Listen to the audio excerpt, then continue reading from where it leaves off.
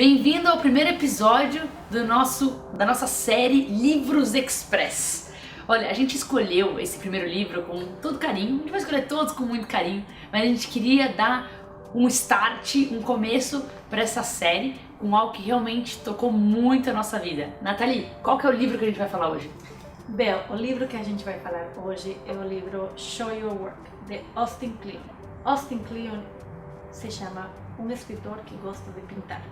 E ele tem outros dois livros sensacionais, que se chama Roube como um Artista. Sim. E ele ficou muito conhecido também pelo projeto do Newspaper Blackout, Isso. certo? Ele pegava os jornais, riscava a maior parte do jornal e escolhia as palavras para montar poesias. Por isso também que ele diz que ele é um autor que pinta. Exato. Ele pintava muito jornal. Exato. E ele é um cara muito criativo. Esse terceiro livro que ele está lançando, nele aqui ele comparte como você pode compartilhar seu trabalho. Tem muitas pessoas que têm medo de compartilhar o trabalho que estão fazendo porque se sentem que estão se autopromovendo. Mas se você quer trilhar um caminho de artista, de empreendedor, como que você vai ficar conhecido se você não compartilha o que você está fazendo? Exato, exato. E o que eu acho legal, o que a gente quer trazer para essas séries para vocês, não é realmente uma resenha, é mostrar um pouquinho de como algumas partes desses livros tocaram as nossas vidas, né? E a gente separou 3 partes especiais pra galera dessa vez.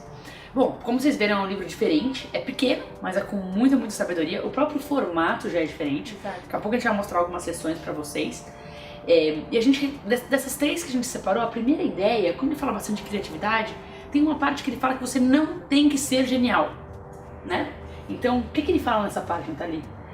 Ele fala que, na verdade, a gente está vivendo um momento onde todos somos amadores. Muitas vezes a gente sente medo de se expor porque vão achar que eu não sei nada, vão ver quão pouco eu sei. Mas nessa era digital que a gente está vivendo, cada dia volvemos a ficar amadores, porque ninguém consegue acompanhar. Não tem como fugir. Então é melhor se mostrar mesmo como amador, porque o que realmente importa é quão apaixonado você é pelo tema que você escolhe. Então, se você mostra essa paixão e se você mostra o seu processo, isso já é suficiente para construir um público. E esse tipo de ideia, eu acho genial, na verdade, a ideia dele. A gente está falando aqui de você não precisa ser genial, mas algo tão simples quanto isso, se você parar para pensar nas entrelinhas, é genial. O mundo está andando tão rápido que é muito difícil você ser expert em qualquer tema, né? E se antes, realmente, você não sendo expert, você se travava, assume que não dá mais pra ser expert total mesmo e que o mundo vai andar muito rápido, né? E a gente daqui a pouco vai falar sobre a beleza do processo, não só do produto final. Mas eu acho que nesse ponto de você não tem que ser realmente um gênio, tinha uma frase muito legal sobre criatividade não ser talento, criatividade ser uma maneira de operar. Exato, exato. Tem muita gente que fala, mas eu não sou criativo, né? Eu não sei pintar, então assumo que não sou criativo. Mas na verdade todos nascemos com a habilidade de criar. E criar pode ser qualquer coisa, pode ser criar um livro, criar uma pintura, criar uma empresa. E a outra coisa relacionada com esse ponto de amador que ele menciona é que é o amador aquele que tem os olhos de criança. Sim. Para ver as coisas com olhos novos, para ver as coisas com criatividade. Porque esperto já não olha mais. Ele já está bitulado, né? Ele já projeta o que ele está imaginando, não tem essa abertura para explorar. E eu acho muito legal também, ele fala bastante sobre você se permitir aprender ao aberto, sabe? As pessoas veem conforme você está aprendendo. No passado, a gente tinha muito um lance de mostrar o resultado final e aprender no fechado. Mas parte da criatividade, parte da genialidade tá no aprendizado. E antes era muito lance de proteção, de não mostrar a parte de aprender. Então isso é muito importante, saber que o processo de aprendizado pode ser no aberto agora. E tem um último tópico que eles mencionam que eu gostei muito, e eu acredito muito nisso, que às vezes a gente menospreza aquilo que a gente mais sabe, porque pra gente é natural. Então a gente às vezes não vê o valor daquilo, porque se é natural pra gente, às vezes a gente pensa que é natural pra todo mundo, mas não é.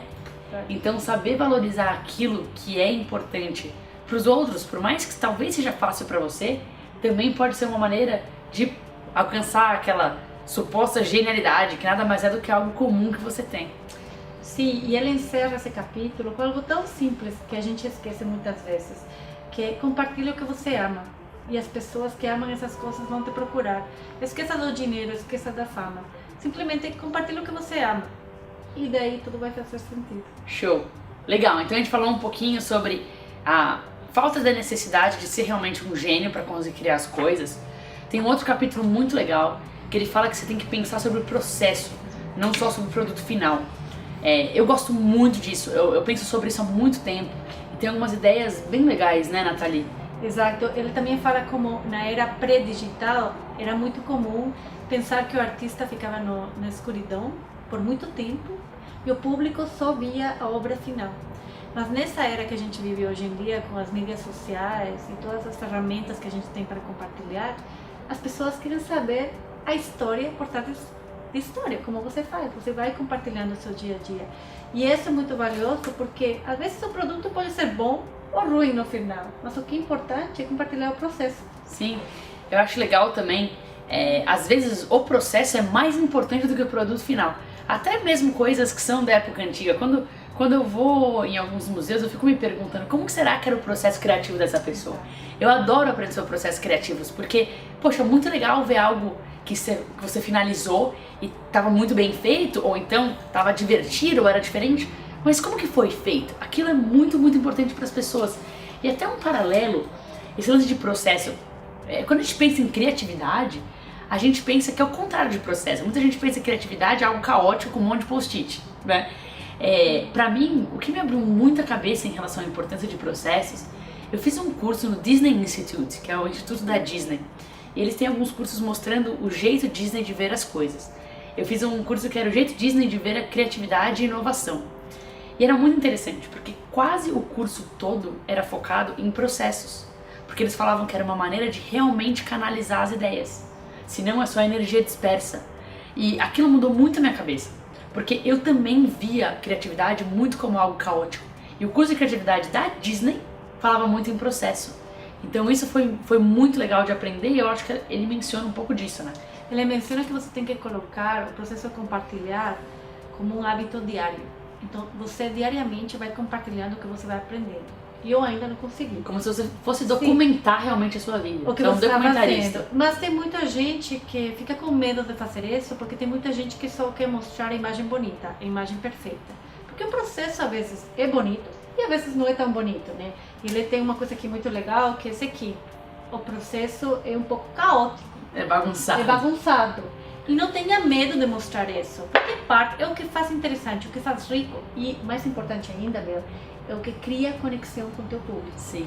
É o que faz você real na frente do público. E olhem que legal aqui, nesse livro que ele fez, ele é um cara tão legal que ele compartilhou o processo dele em fazer esse livro. Então ele compartilhou os rascunhos que ele montou para escrever esse livro.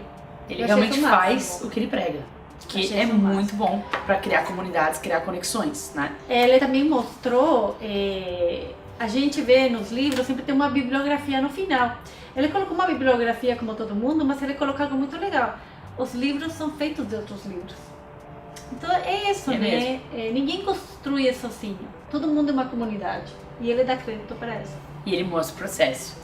Exato. Então esse foi o segundo capítulo que a gente queria mencionar um pouquinho das coisas, das ideias que tinham nesse capítulo, né? Tem um terceiro capítulo, todos são legais, mas tem um terceiro que a gente queria mencionar para vocês. Que ele falou que você não deve virar um spam humano. Spam, sabe aqueles e-mails que você recebe que no final deixa a sua caixa postal toda lotada? Então, ele modificou o sentido de spam para ser um spam humano. O que é um spam humano, Nathalie? Eu achei essa parte mais genial, né, Bela? A gente conversou sobre isso. Ele deu um exemplo clássico. Ele fala que muita gente fala, eu quero escrever um livro, mas odeio ler, nunca leio. Ele fala que essas são as pessoas que não querem pagar o que devem, que só querem fazer, mas não querem pagar, né? Porque você tem, é como que se o mundo devesse algo para eles. Eles não querem colocar o trabalho que requer fazer alguma coisa. Por exemplo, todo escritor sabe que para ser um bom escritor você tem que ler muito, mas muito mesmo. E aí ele também fala que essas pessoas não estão interessadas em ninguém, né? Elas estão interessadas em só si mesmas, então elas ficam pregando para o mundo inteiro só sobre si mesmas, mas não se interessam por ninguém. Sim. Né? Ele até dá uns exemplos que eu acho que são legais. Ele fala, o mundo é só deles, eles só falam deles e de seus trabalhos, e eles pararam de aprender com os outros. que na verdade machuca de verdade essas pessoas, né? E ele depois mostra várias frases legais, tipo, se você quer fãs do seu trabalho, primeiro você tem que ser um fã. Isso é fantástico. Né? Se você quer ser aceito numa comunidade, tem que fazer parte de comunidades e realmente participar delas, né? Esse lance, ele até fala, poxa, tem gente que não quer fazer o trabalho, mas quer comer todo o bolo divertido, né? Ele fala, a galera quer a parte divertida, mas não quer a parte trabalhosa, e isso não é sustentável. Exato. E ele fala também, nessas eras digitais, a gente pensa muito em quantos fãs a gente vai ter, em quantos seguidores a gente vai ter. Ele fala, não pensa no número de seguidores, pensa no número de corações que você vai tocar.